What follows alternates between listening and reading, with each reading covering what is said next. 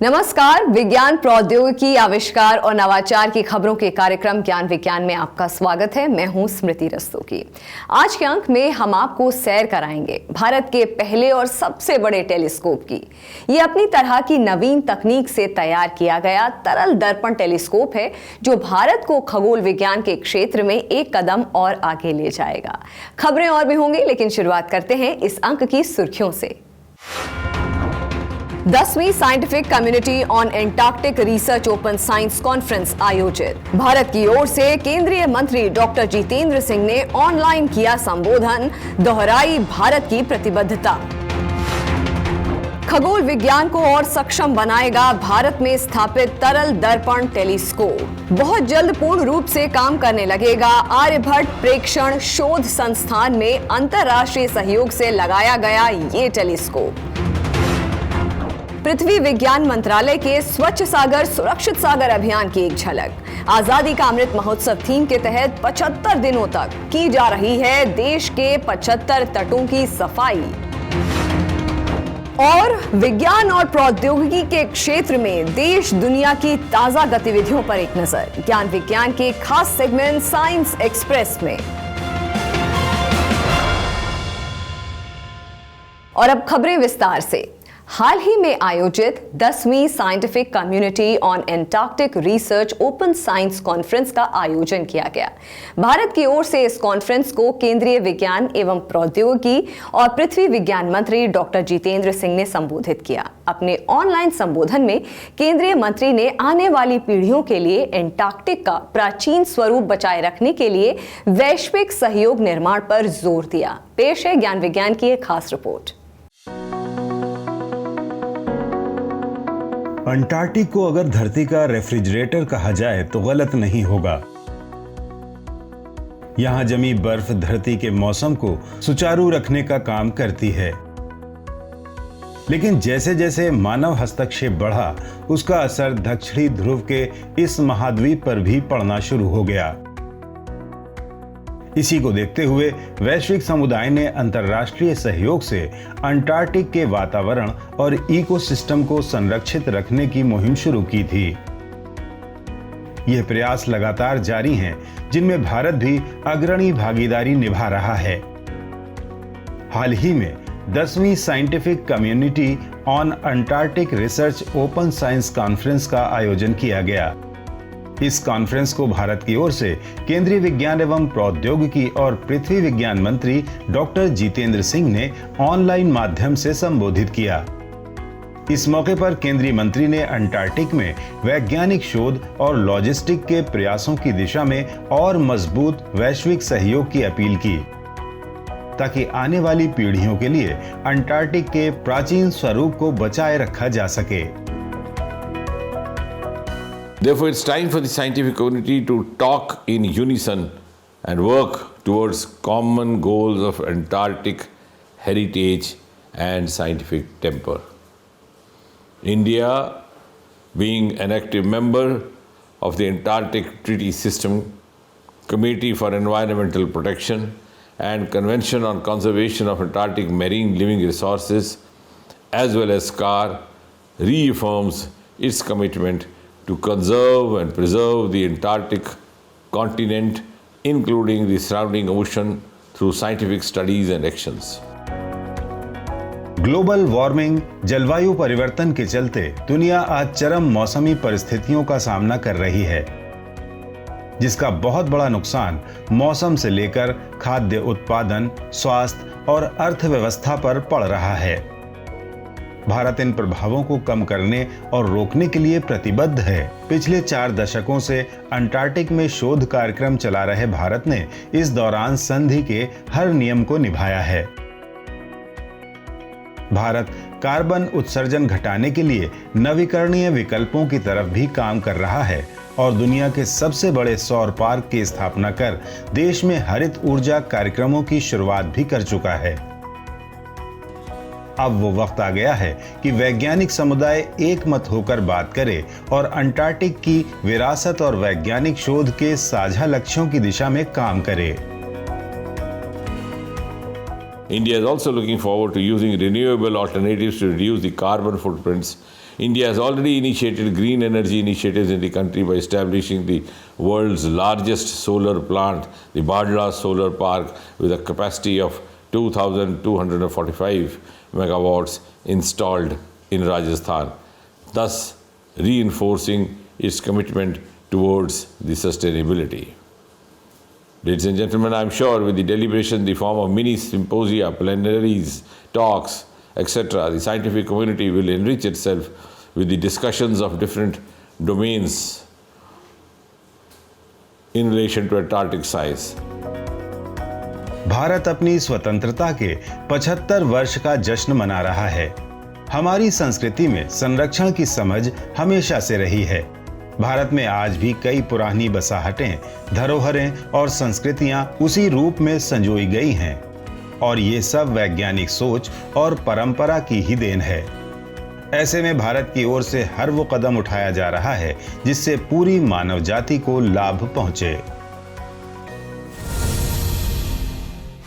नैनीताल स्थित आर्यभट्ट प्रेक्षण विज्ञान शोध संस्थान एरीज भारत सरकार के विज्ञान एवं प्रौद्योगिकी विभाग का एक प्रमुख स्वायत्त संस्थान है। इसके अंतर्गत स्थापित टेलीस्कोप्स ने न सिर्फ देश बल्कि वैश्विक स्तर पर खगोल विज्ञान के विकास में मदद की है।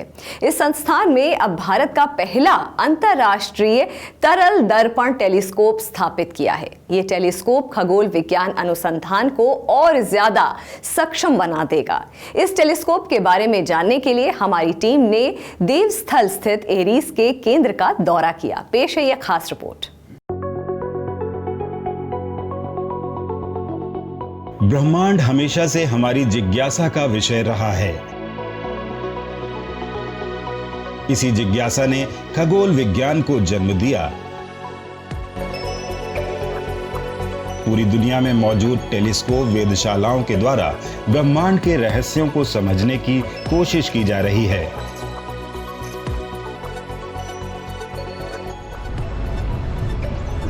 हम आपको आज ऐसी ही एक वेधशाला का दौरा करा रहे हैं। उत्तराखंड की मनोरा पहाड़ियों पर नैनीताल शहर से 9 किलोमीटर की दूरी पर स्थित विज्ञान एवं प्रौद्योगिकी विभाग का आर्यभट्ट प्रेक्षण विज्ञान शोध संस्थान एरीज अपनी स्थापना के बाद से ही देश को खगोल विज्ञान के क्षेत्र में समृद्ध करता आया है।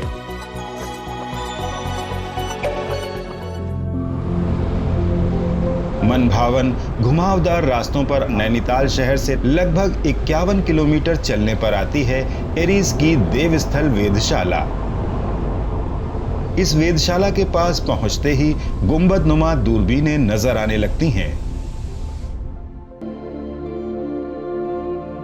इनमें 1.3 मीटर दूरबीन और भारत की सबसे बड़ी 3.6 मीटर ऑप्टिकल दूरबीन शामिल हैं।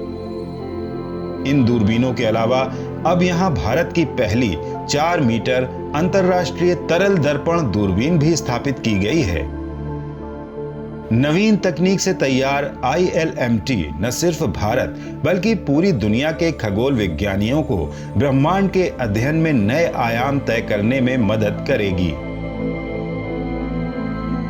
The conventional telescope needs a collecting area and we normally for smaller telescope पारंपरिक टेलीस्कोप को एक संग्रह क्षेत्र की आवश्यकता होती है और छोटे टेलीस्कोप के लिए या तो हम लेंस इस्तेमाल करते हैं या मिरर का उपयोग करते हैं। लेकिन बड़े टेलीस्कोप के लिए हमारे पास मिरर ही केवल एक विकल्प होता है। तो दर्पण एक रिफ्लेक्टिंग सतह है और उसके लिए कांच सबसे अच्छा रिफ्लेक्टिंग सरफेस होता है। लेकिन 4 मीटर व्यास के आकार के लिए एक बहुत बड़ा कांच का दर्पण बनाना काफी चुनौतीपूर्ण है। इसे बनाए रखना भी मुश्किल है और यह समय के साथ खराब भी हो जाता है। तो एक विकल्प के रूप में लोग सोचने लगे हैं और पारा एक विकल्प खोजा गया। पारा एक तरल है और यदि आप किसी सतह पर पारा फैलाते हैं तो पारा उस विशेष सतह का आकार ले लेता है। क्योंकि गुरुत्वाकर्षण के कारण पारा सतह के केंद्र में जाता है और वहीं रहता है। लेकिन जब आप किसी कटोरे में पारा डालते हैं और फिर आप उस कटोरे को घुमाना शुरू करते हैं तो सेंट्रीफ्यूगल फोर्स के कारण पारा किनारों तक फैलना शुरू हो जाता है और यह एक बहुत अच्छी रिफ्लेक्टिंग सरफेस बनाता है। This mercury will start spilling to the edges of this ball and slowly it will form a very nice reflecting surface. तरल दर्पण वेधशाला उपकरणों में सबसे आधुनिक, कुशल और किफायती तकनीक कही जा सकती है। भारत में स्थापित की गई 4 मीटर तरल दर्पण दूरबीन परियोजना में भारत सहित बेल्जियम, कनाडा आदि देशों के कई संस्थान सक्रिय रूप से शामिल हैं। तरल दर्पण टेलीस्कोप का प्राथमिक दर्पण घूमने वाला गोल कंटेनर होता है। इस कंटेनर में मरकरी यानी पारा डाला जाता है, जो कि अत्यधिक परावर्तक तरल है। कंटेनर घुमाने पर पारा पूरे कंटेनर में फैल जाता है और उसकी सतह एक पैराबोलॉइड मिरर का आकार ले लेती है। दर्पण सतह से 8 मीटर ऊपर प्राइम फोकस में 4K×4K CCD कैमरा लगाया गया है। इसके द्वारा फोटोमेट्रिक, एस्ट्रोमेट्रिक, डायरेक्ट इमेजिंग सर्वेक्षण किया जा सकता है। Columns of the CCD are straight, but the stars don't actually drift in a perfectly straight line. They move in. इस काम को अच्छी तरह करने में थोड़ी जटिलता है, क्योंकि सीसीडी के स्तंभ सीधे होते हैं, लेकिन तारे वास्तव में पूरी तरह सीधी रेखा में नहीं चलते हैं। वे थोड़े वक्र चलते हैं, क्योंकि वे उत्तर की ओर या आकाशीय ध्रुव की ओर जा रहे होते हैं, और यहाँ तक कि ILMT के अक्षांश पर भी। वक्रता की एक ध्यान देने योग्य बात यह है कि यह सामान्य रूप से इमेजेस को थोड़ा धुंधला कर देगा, और इसीलिए इसे ठीक करने के लिए हमारे पास एक विशेष रूप से डिजाइन किया गया ऑप्टिकल करेक्टर है, जो दर्पण और डिटेक्टर के बीच में टेलीस्कोप के शीर्ष पर होता है। और सुधारक में 5 लेंस भी हैं, जो बहुत सावधानी से बनाए गए हैं, और प्रत्येक लेंस स्थानांतरित और थोड़ा झुका हुआ है। इसका कारण यह है कि यह विशेष तरीके से किया जाता है, क्योंकि यह स्टार्ट रेल्स को सीधा करता है ताकि वे पूरी तरीके से सीधे हों, और ये हमें सब साफ चित्र देते हैं। इसलिए हमारे पास ILMT के लिए डिजाइन किया गया यह विशेष सुधारक है, जो पहले कभी इस्तेमाल नहीं किया गया है। Designed for the ILMT that's unlike anything that's ever been built before. तरल दर्पण तकनीक ने कई तरह से दूरबीन परियोजनाओं को सरल बना दिया है। पारंपरिक रूप से इस कार्य के लिए दर्पणों को तैयार करना, उन्हें परियोजना स्थल तक ले जाना और स्थापित करना बहुत ही जटिल और महंगा कार्य था। अब एक बड़े मिरर को तैयार करने के लिए भी बहुत कम जगह में पारा परिवहन किया जा सकता है। At the moment, we are reducing the data. फिलहाल हम यहाँ डेटा पर काम कर रहे हैं। यह वर्तमान में हमारी मुख्य गतिविधि है, और हम इसे स्वचालित और कुशल बनाने के लिए अपने यहाँ उपकरणों को ट्यून करने का प्रयास कर रहे हैं। अभी तक हमने यहाँ कोई डेटा इकट्ठा नहीं किया है। फोटोमेट्री में, एस्ट्रोमेट्री में अंतिम सटीकता के बारे में हम उस पर काम कर रहे हैं, और शायद हमें यह जानकारी मिल जाएगी जो मैं अक्टूबर से पहले कहूँगा। हमें सुधारक की स्थिति पर कुछ जांच करने के लिए काम करना होगा, क्योंकि हम जानते हैं कि इसमें कुछ सुधार लाए जा सकते हैं। ये हमारी मुख्य गतिविधि होगी। हम अक्टूबर और जनवरी के बीच के महीनों के दौरान इंजीनियरिंग परीक्षण करना चाहते हैं, और कई अलग अलग प्रकार के परीक्षण भी करना चाहते हैं, यह देखने के लिए कि हमारे उपकरणों और टेलीस्कोप का हमारा अंतिम प्रदर्शन क्या है। और एक बार जब हम 2023 की शुरुआत में उस तक पहुंच जाएंगे, इसका मतलब कि जनवरी हो सकती है। हाँ, हमें पहले से ही सैद्धांतिक रूप से वैज्ञानिक रुचि के डेटा रिकॉर्ड करने और फिर उन्हें कैलिब्रेट करना होगा, और फिर उन्हें जल्दी ही ठीक करना होगा। आमतौर पर डेटा को जनता के लिए उपलब्ध तभी करा सकते हैं। In this facility, we are using around 50 liters of mercury. इस टेलीस्कोप में हम लगभग 50 लीटर पारा उपयोग कर रहे हैं, जिससे दर्पण या रिफ्लेक्टिंग सरफेस बनता है, और यह टेलीस्कोप स्थिर है। यह केवल जेनिथल प्रकार की सुविधा है। आप जानते हैं कि अन्य सुविधा में आप अपने टेलीस्कोप को अलग अलग दिशाओं में घुमा सकते हैं। हालांकि इस मामले में ऐसा करना संभव नहीं है, क्योंकि आप पारा उपयोग कर रहे हैं, जो तरल है। यह उस आकाश की छवि बनाता है जो आपके सिर के ऊपर से गुजर रहा है, जैसे zenith. Head, I mean like zenith. ILMT एक अंतर्राष्ट्रीय सहयोग द्वारा स्थापित परियोजना है। इसके द्वारा प्राप्त डेटा पूरे खगोलीय समुदाय को उपलब्ध कराया जाएगा। Once we do एक बार जब हम इस तरह के टेलीस्कोप से एकत्र किए गए डाटा के लिए इमेज सब्सट्रैक्शन टेक्निक इस्तेमाल करते हैं तो हम इस तरह के टेलीस्कोप के साथ बहुत से नए खगोल भौतिक स्रोतों का पता लगाने में सक्षम हो सकते हैं।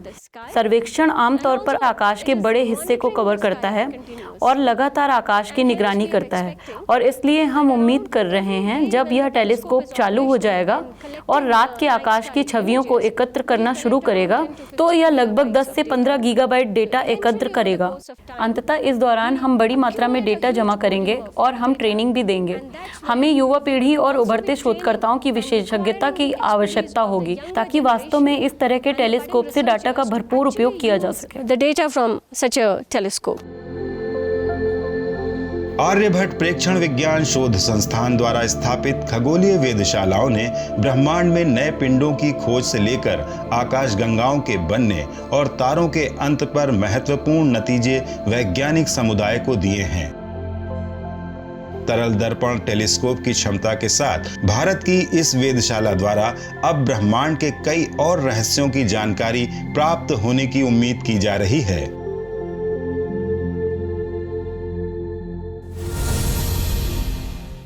भारत सरकार के पृथ्वी विज्ञान मंत्रालय द्वारा 5 जुलाई से 17 सितंबर तक स्वच्छ सागर सुरक्षित सागर अभियान चलाया जा रहा है। आजादी का अमृत महोत्सव थीम के तहत चलाए जा रहे इस अभियान में 75 दिनों तक देश के 75 तटीय क्षेत्रों की सफाई की जा रही है। आइए देखते हैं इस कार्यक्रम के तहत पिछले दिनों में आयोजित गतिविधियों की एक झलक।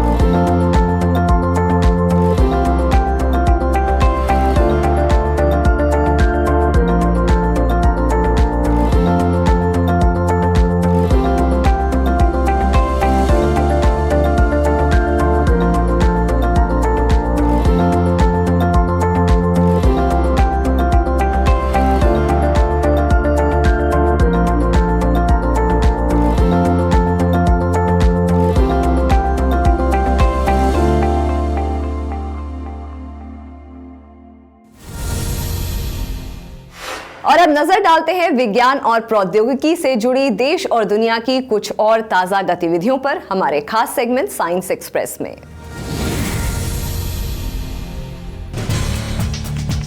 पिछले दिनों संसद में भारतीय अंटार्कटिक विधेयक 2022 पारित हो गया, जिसका उद्देश्य अंटार्कटिक में पर्यावरण और इस पर निर्भर एवं संबद्ध परिवेश के संरक्षण के लिए भारत द्वारा खुद से राष्ट्रीय स्तर पर उपाय करना है। ये विधेयक 22 जुलाई को लोकसभा में पारित किया गया था, जिसके बाद इसे केंद्रीय विज्ञान एवं प्रौद्योगिकी और पृथ्वी विज्ञान मंत्री डॉक्टर जितेंद्र सिंह द्वारा राज्यसभा में पेश किया गया था। केंद्रीय मंत्री ने कहा कि यह विधेयक अंटार्कटिक संधि के साथ साथ अंटार्कटिक समुद्री जीवित संसाधनों के संरक्षण पर सम्मेलन के लिए पर्यावरण संरक्षण प्रोटोकॉल पर भारत द्वारा हस्ताक्षर किए जाने के अनुरूप ही है। इसका प्रमुख उद्देश्य इस क्षेत्र को खनन या अवैध गतिविधियों से छुटकारा दिलाने के साथ साथ इसका असैन्यकरण सुनिश्चित करना भी है। इसका उद्देश्य ये भी है कि इस क्षेत्र में कोई परमाणु परीक्षण नहीं होना चाहिए। इससे ध्रुवीय क्षेत्र के प्रशासन में भारत की अंतर्राष्ट्रीय पैठ और विश्वसनीयता बढ़ाने में भी मदद मिलेगी, जिससे वैज्ञानिक और रसद क्षेत्रों में अंतर्राष्ट्रीय गठबंधन एवं सहयोग का मार्ग प्रशस्त होगा।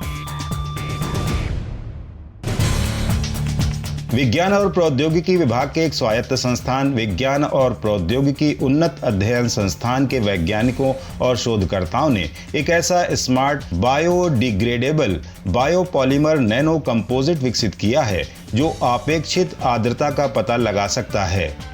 इस शोध में ग्वारगम और एल्गिनेट को कार्बन डॉट्स के साथ मिलाकर एक नैनो कंपोजिट फिल्म बनाई गई थी, जिसका उपयोग अपेक्षित आर्द्रता का पता लगाने के लिए सफलतापूर्वक किया गया था। इसे विशेष रूप से खाद्य उद्योग के लिए स्मार्ट पैकेजिंग सामग्री के रूप में प्रयोग किया जा सकता है। नैनो कंपोजिट फिल्म उच्च आर्द्रता की उपस्थिति में फ्लोरोसेंस में परिवर्तन दिखाती है, जिससे पैक किए गए भोजन की ताजगी की निगरानी की जा सकती है। यह शोध विकास खाद्य पैकेजिंग के लिए गैर प्लास्टिक और गैर विषाक्त लागत प्रभावी विकल्प उपलब्ध कराएगा।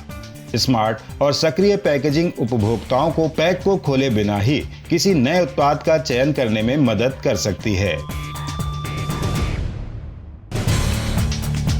विज्ञान एवं प्रौद्योगिकी विभाग के वैधानिक निकाय विज्ञान एवं इंजीनियरिंग अनुसंधान बोर्ड द्वारा अनुसंधान क्षमताओं को संरचित तरीके से बढ़ाने के लिए स्टेट यूनिवर्सिटी रिसर्च एक्सीलेंस के तौर पर एक अभिनव योजना शुरू की गई है। इसी के तहत हाल ही में एक कार्यक्रम का आयोजन किया गया, जिसमें अन्य भागीदारों और पदाधिकारियों सहित विज्ञान एवं प्रौद्योगिकी विभाग के सचिव डॉक्टर श्रीवरी चंद्रशेखर ने भी हिस्सा लिया। इस नवीन योजना का उद्देश्य राज्य और निजी विश्वविद्यालयों, कॉलेजों के अलावा इन विश्वविद्यालयों के अंतर्गत कार्यरत स्वयं वित्तीय संस्थानों में एक मजबूत अनुसंधान एवं विकास इकोसिस्टम बनाना है। इस मौके पर डॉक्टर चंद्रशेखर ने कहा कि नई योजना विश्वविद्यालय प्रणाली को मुख्य अनुसंधान में लाने में मदद करेगी और वहां के युवा फैकल्टी को अत्याधुनिक अनुसंधान में भाग लेने में सक्षम बनाएगी, जो अब तक ज्यादातर शिक्षण तक ही सीमित थी। उन्होंने कहा कि नया कार्यक्रम डेटा संचालित सामाजिक विज्ञान अनुसंधान का भी समर्थन करेगा। ये योजना राज्य विश्वविद्यालयों के संकायों को बहुत आवश्यक अनुसंधान अवसर प्रदान करेगी, जिनमें से 45% ग्रामीण क्षेत्रों में स्थित हैं। बेंगलुरु स्थित भारतीय विज्ञान संस्थान और भारतीय नौसेना के बीच हुई एक नई साझेदारी के बाद दोनों पक्ष अब विमानन अनुसंधान और विकास के क्षेत्र में मिलकर काम करेंगे। इस पहल के तहत आत्मनिर्भर भारत के लक्ष्यों के अनुरूप भारतीय नौसेना को आत्मनिर्भरता सुनिश्चित करने की दिशा में बढ़ने के लिए एक समझौता ज्ञापन पर हस्ताक्षर किए गए हैं। इस साझेदारी में भारतीय विज्ञान संस्थान और भारतीय नौसेना डिजाइन और शिक्षा प्रौद्योगिकी सहित एरोस्पेस, वैमानिकी इंजीनियरिंग के क्षेत्र में आपसी तालमेल से काम करेंगे। इस तालमेल में वैमानिकी इंजीनियरिंग से जुड़े तमाम क्षेत्रों और ज़रूरतों सहित आर्टिफिशियल इंटेलिजेंस, डेटा एनालिटिक्स एवं मशीन लर्निंग जैसे विषयों पर ध्यान केंद्रित किया जाएगा।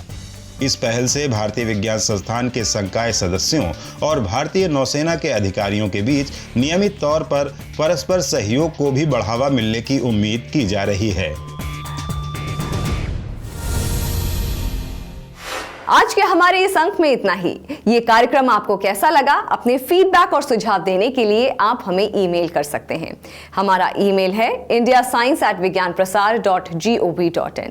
आप अपनी राय हमें डाक के द्वारा भी भेज सकते हैं। हमारा पता है विज्ञान प्रसार, A50, सेक्टर 62, नोएडा 201309, उत्तर प्रदेश। विज्ञान, प्रौद्योगिकी, आविष्कार और नवाचार से जुड़ी ताजा जानकारियों के साथ अगले हफ्ते इसी वक्त इसी चैनल पर फिर होंगे हाजिर। तो बने रहिए हमारे साथ वैज्ञानिक सोच के साथ। नमस्कार। को।